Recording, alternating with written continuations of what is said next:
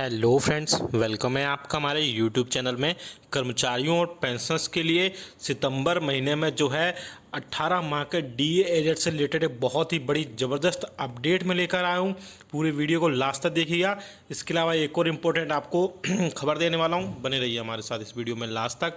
और अगर चैनल पर पहली बार आए तो चैनल को ज़रूर सब्सक्राइब करिए। साथ ही साथ आप हमारे वीडियोज़ की लेटेस्ट नोटिफिकेशन के लिए घंटे के निशान को हिट करके ऑल नोटिफिकेशन को सिलेक्ट करना बिल्कुल मत भूलिएगा, तभी आपके पास हमारी वीडियोस की लेटेस्ट नोटिफिकेशन आ पाएगी और आप हमारी वीडियोस को कंटिन्यू आगे भी वॉच कर पाएंगे। चलिए आपको सीधा लेके चलते हैं उस न्यूज़ पर। आप देख सकते हैं, किसी केंद्रीय कर्मचारियों की डेथ के बाद उसके परिवार और उस पर आश्रित यानी इंडिपेंडेंट परिजनों को सरकार की ओर से आर्थिक मदद मिलेगी।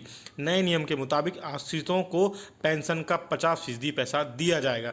नए नियम के मुताबिक अब केंद्रीय कर्मचारियों की डेथ के बाद उसके परिवार और उसके आश्रितों को 7 साल की सेवा पूरी करने से पहले कर्मचारियों की डेथ होने की स्थिति में सैलरी का 50% पेंशन राशि के रूप में मिलेगा।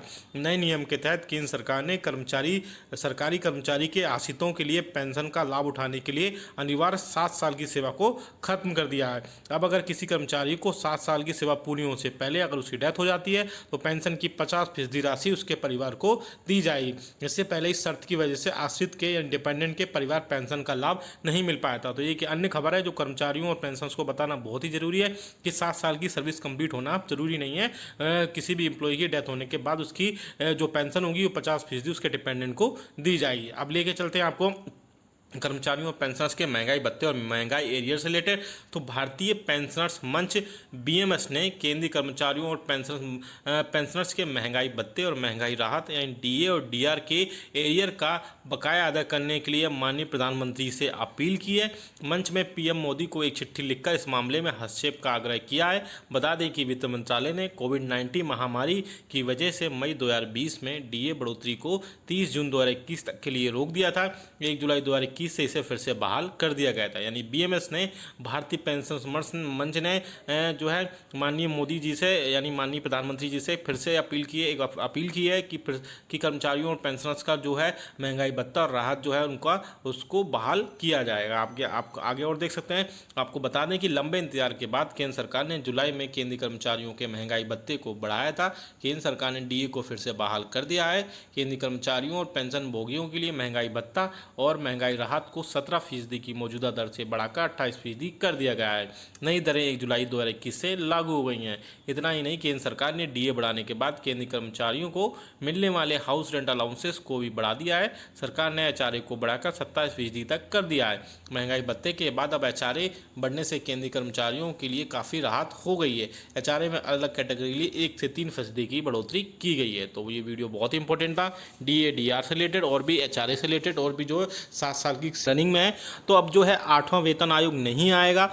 अब जो है इस फॉर्मूले से तय होगी आपकी सैलरी और पेंशन, यानी कर्मचारियों की सैलरी और जो पेंशनर्स की पेंशन जो है अब इस नए फॉर्मूले से तय हो सकती है। हो सकता है आगे आने वाले दिनों में आपको 8वां वेतन आयोग नहीं आएगा। जब आपका 8वां वेतन आयोग यानी नेक्स्ट पे कमीशन नहीं आएगा तो कैसे सैलरी का डिसीजन होगा, पूरा इस वीडियो में डिटेल में बात करने वाले। पूरे वीडियो को लास्ट तक देखिए। ये वीडियो सभी कर्मचारियों और पेंशनर्स के लिए बहुत ही इंपॉर्टेंट होने वाला है।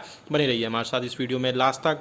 और अगर चैनल पहली बार आए यानी अगर आपने हमारे चैनल को अभी तक सब्सक्राइब नहीं किया है तो इस रेड बटन पर प्रेस करके चैनल को सब्सक्राइब कर लीजिए। साथ ही साथ हमारी वीडियोस की लेटेस्ट नोटिफिकेशन के लिए आप इस घंटे के निशान को प्रेस करके ऑल नोटिफिकेशन को सेलेक्ट कर लीजिए, तभी आपके पास हमारी वीडियोस की लेटेस्ट नोटिफिकेशन आ पाएगी और आप हमारी वीडियोस को वॉच कर पाएंगे। आप हमारे चैनल पर central government employees, state government employees, pensioners, family pensioners, defence, postal, railway, डाक सभी टाइप के कर्मचारियों के लिए हम न्यूज़ और इन्फॉर्मेशन लाते रहते हैं। चलिए आपको लेके चलते उस न्यूज़ पर। पूरा डिटेल में आप ध्यान से देखिएगा इस वीडियो को। आप सारी चीज़ें डिटेल में बात करेंगे हम। 7वें वेतन आयोग के तहत सैलरी बढ़ाने के लिए लगातार सरकार से बातचीत कर रहे कर्मचारियों के लिए एक बड़ी चौंकाने वाली खबर आई है। केंद्र की सरकार अब 7वें वेतन आयोग को खत्म करने की तैयारी कर रही है। सूत्रों के मुताबिक 7वें वेतन आयोग के बाद अगला वेतन आयोग नहीं आएगा।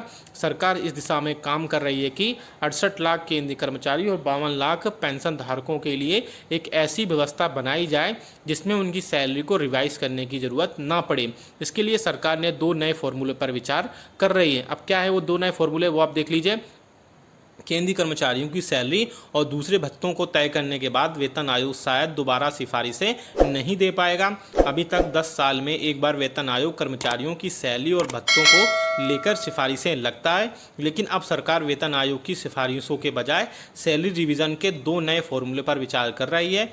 पहला है ऑटोमेटिक पे रिवीजन सिस्टम और दूसरा है एक्रोइड फॉर्मूला। क्या है दोनों फॉर्मूलों में अंतर, वो भी देख लेते हैं हम।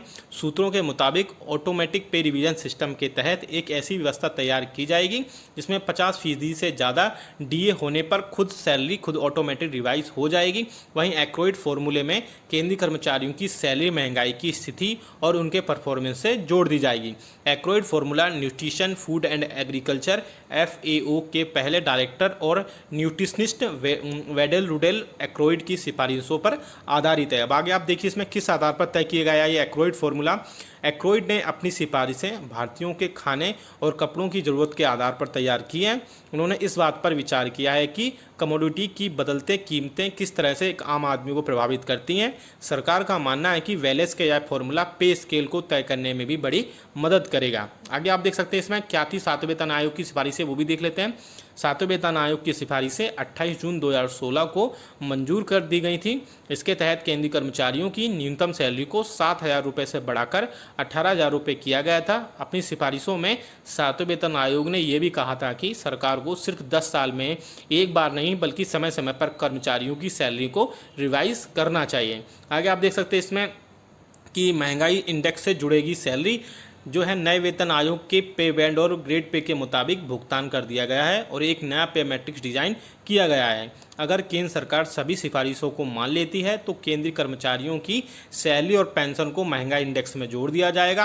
अगर ऐसा सच में होता है तो कर्मचारियों की सैलरी रिवीजन सिस्टम काफ़ी मुश्किल हो जाएगा। तो आपने डिटेल में देखा एक्चुअली क्या था कि सरकार जो है 2 नए फॉर्मूले पर विचार कर रही है।